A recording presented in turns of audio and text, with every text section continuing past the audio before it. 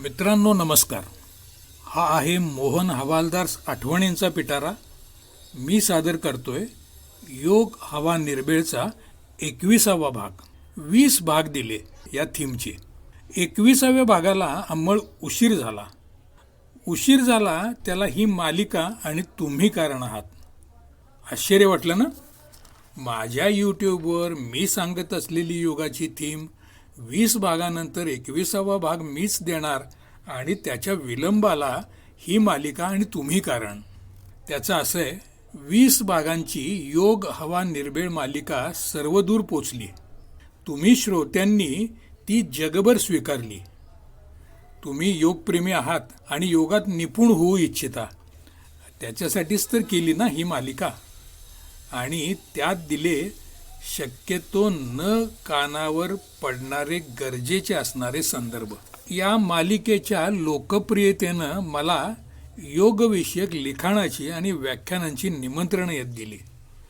गेला बाजार जागतिक योग दिवस होऊन गेला. अगदी सप्ताहभर बोरपाडळे, जयसिंगपूर, मेडिकल कॉलेज, संत निरंकारी मंडळ अशी ठिकठिकाणी योगावर बोलण्याची निमंत्रणं मला आली.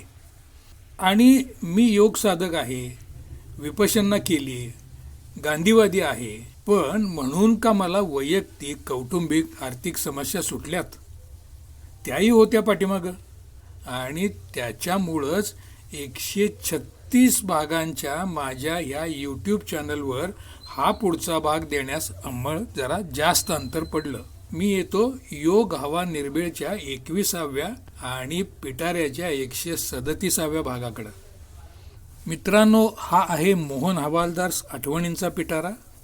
याच्यामध्ये अनेकांच्या गाठी भेटी, हृदय कठीण प्रसंग, घटना आणि याच्या पल्याड जात ही योगावरची सुद्धा मालिका मी दिली.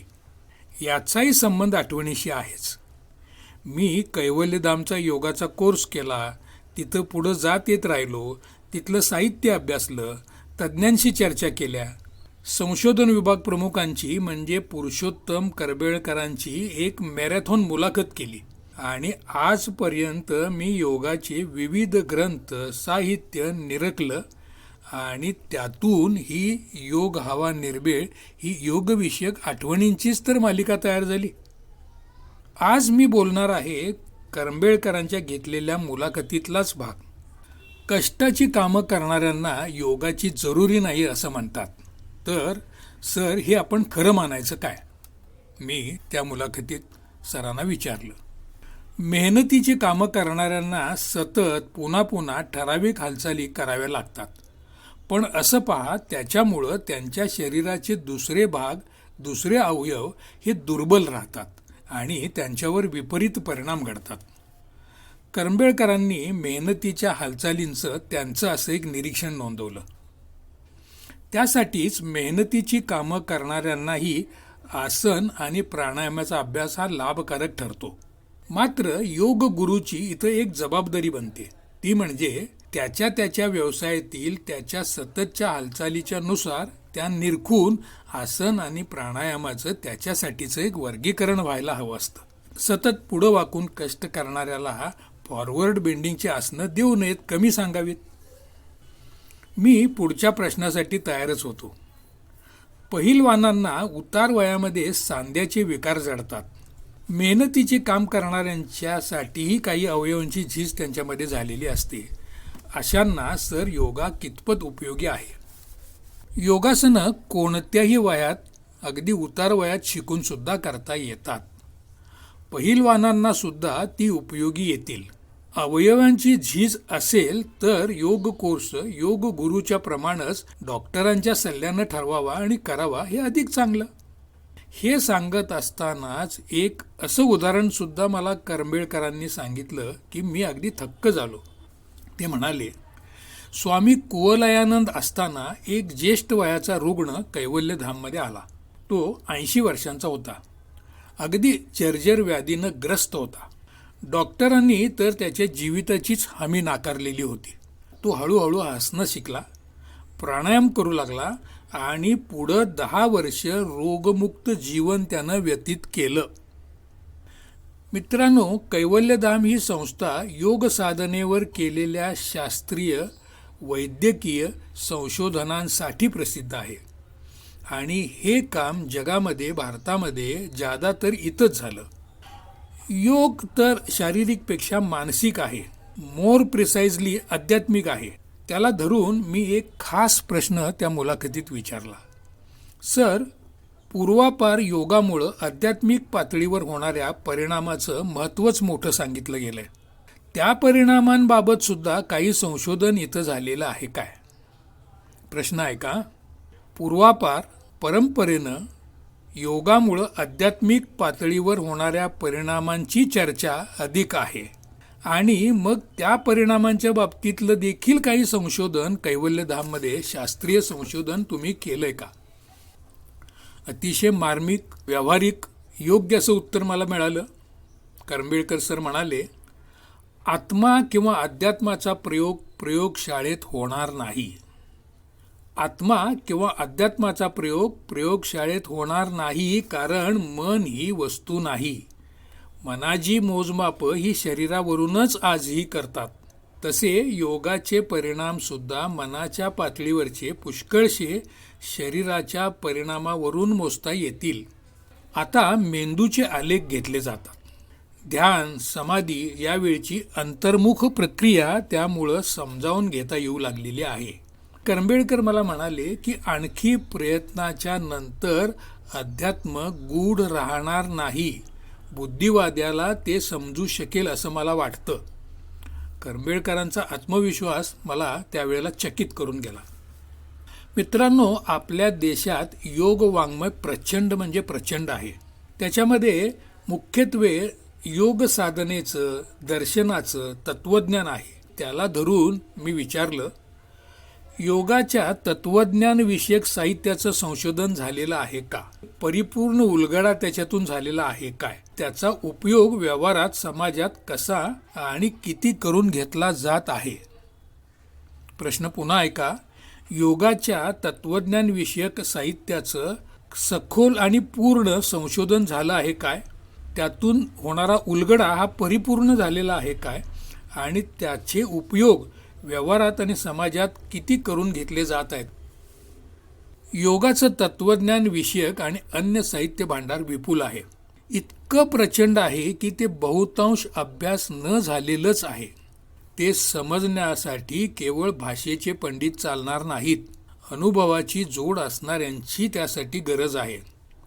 भाषेचे विद्वान या ग्रंथाचा अंत लावू शकणार नाहीत आणि म्हणून योग वाङ्मय अगदी अस्पर्श राहिलेला आहे.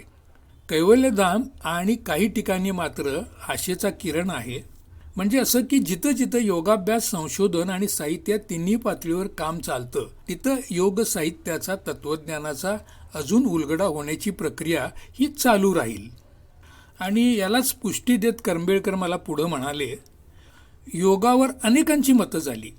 त्यात पतंजल योग सर्वोत्कृष्ट म्हटला गेला. जगातल्या विविध भाषेमध्ये त्याच्यावर शेकडो टीका लिहिल्या गेलेल्या आहेत. परंतु माझ्या मतानं त्यातले बहुतेक टीकाकार फक्त पंडित होते आणि त्याच्यामुळं त्यांनी फक्त शाब्दिक आधारावर आपलं स्पष्टीकरण किंवा टीका ही मांडलेली आहे.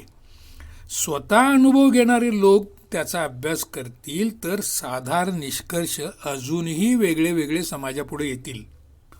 मित्रांनो, मोहन हवालदार आठवणींच्या पिटाऱ्यामध्ये योग हवा निर्बेळ या अंतर्गत मी आहार आणि यमनियमांचं आचरण या गोष्टी यापूर्वी बोललेलो आहे. तरीही या मुलाखतीत याच्याबद्दल सुद्धा करंबेळकर जे बोलले तेही मला प्रॅक्टिकल वाटलं. बघा, आहार निवड, नियंत्रण आणि यमनियम याच्या आचरणाविषयी सर आपलं मत काय? यम आणि नियम हा खरं तर स्थायी भावच आहे.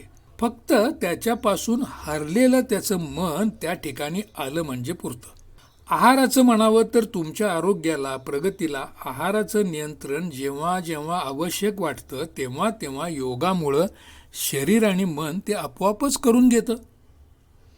करंबेळकर काहीतरी महत्त्वाचं सांगून गेले होते आणि याच्यावरती त्यावेळेला बरंच बोलले. दररोज 50-50, 60-60 सिगरेट ओढणारे अलाहाबाद विद्यापीठाचे एक प्राचार्य होते. योगाभ्यासाच्या नंतर सिगरेटची गरजच पडत नाही असा अनुभव त्यांनी नोंदवलेला आहे. पण सर, यम, नियम आणि आहार संतुलनाच्या शिवाय योग साधना किंवा आसनं सुद्धा करूच नका असं म्हणतात. माझ्या या प्रश्नावर करंबेळकर म्हणाले, हा अट्टहास चुकीचा आहे. आसनं सुरू केल्यावर मन आपोआपच या गोष्टींवर येतं. योगासनं आणि प्राणायामाचा नियमित अभ्यास मनाच्या पातळीवरचा हा गुणात्मक बदल घडवून आणतं.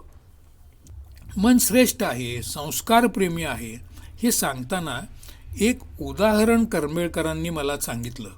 ते म्हणाले, मी मध्य प्रदेशचा, मानसिंग हा तिथला एक कुप्रसिद्ध डाकू. त्याचे गुरु डोंगर व बद्री हे सगळे सावकारांना लुबाडायचे, पण सामान्य माणसाला मात्र मदत करायचे. पोलीस पकडायला आले की मग जिथं तिथं सामान्य माणसं त्यांना आपल्या घरात आश्रय द्यायचे, लपवायचे. माझ्याच घराच्या जवळ या डाकूंच्या टोळीतला एक गुंड राहत होता. एकदा काय झालं, त्याच्या मुलानं शेजारच्या घरातली एक वस्तू चोरून आणली. साले चोरी करता है क्या असं म्हणत यानं हा गुंड असून सुद्धा आपल्या मुलाच्या कानशिलात भडकावली. सर, यम नियम हे शब्दशः आहेत धरायचे की व्यावहारिक अर्थानं? अर्थातच यम नियम हे व्यावहारिक अर्थानं आहेत. म्हणजे शिस्तीसाठी बापानं मुलांना रागावणं किंवा प्रसंगी मारणं ही हिंसा नाही. गीतेतलं अर्जुनाचं उदाहरण यथार्थ आहे. अर्जुन अहिंसक आहे, पण कृष्णाच्या समजावणीच्या नंतर तो शस्त्रसंहाराला, युद्धाला, लढाईला सिद्ध होतो. सैन्यामधली हिंसा ही हिंसा ठरत नाही. आज त्या 1985-80च्या दशकामध्ये पंजाबमध्ये सामान्य जनतेचं जीवन धोक्यात आल्यामुळं सैन्यानं गोळीबार आणि दहशतीनं परिस्थितीवर काबू आणला. याच्यामध्ये कित्येक जण मारले गेले, पण त्याला सुद्धा हिंसा म्हणता येणार नाही. योगाबद्दल, योगदर्शनाबद्दल, तत्त्वज्ञानाबद्दल बोलावं तेवढं कमी आहे. मी मग आटोपतं घेत शेवटचा प्रश्न केला, सर, आजच्या युगामध्ये योगाचं निश्चित ध्येय काय सांगितलं पाहिजे? व्यक्तिमत्वाचं संतुलन हेच योगाचं ध्येय आहे. शिक्षक चांगला शिक्षक व्हावा, वकील न्यायप्रिय वकील घडावा, क्षत्रिय देशप्रेमी सैनिक व्हावा आणि प्रशासक असेल त्याला उत्कृष्ट प्रशासकीय कौशल्य लाभावं हे योग शिकवतो. नवरा बायको मित्र व्हावेत, सासू सासऱ्यांना आई वडील मानणारी आणि घराण्याचा लौकिक वाढवणारी सून घडावी, संभाजीराजांना समर्थन देणारा हंबीररावांसारखा मामा असावा, नागरिक कर्तव्यदक्ष पर्यावरणप्रेमी व्हावा. हेच आहे व्यक्तिमत्वाचं संतुलन. स्त्री पुरुष, banker, fitter, Turner, labour, supervisor, अधिकारी, बुद्धिजीवी सर्व वर्गाला योगाचा लाभ आहे. फक्त ज्याच्या त्याच्या गरजा, शारीरिक मानसिक स्थिती, व्याधी याच्या दृष्टीनं त्याचं वर्गीकरणात्मक संशोधन होऊन त्याचा कोर्स निश्चित व्हायला हवा. पुरुषोत्तम करंबेळकर तेव्हा कैवल्यधाममधल्या मी घेतलेल्या मॅरेथॉन मुलाखतीमध्ये हे लाख मोलाचं बोलून गेले. अष्टांग योग साधक व्हायचं म्हणजे अखेरीला समाधी घ्यायची असंच काही सध्या नाही. आपलं व्यक्तिमत्व सत्य, कर्तव्यनिष्ठ आणि सदाचारानं फुलवायचं आहे. आणि याच नोटवर मित्रांनो मी हा विषय पूर्ण करतो. पुन्हा भेटू आठवणींच्या पिटाऱ्याच्या पुढच्या भागात. तोपर्यंत मला मोहन हवालदारला परवानगी द्या. धन्यवाद आणि नमस्कार.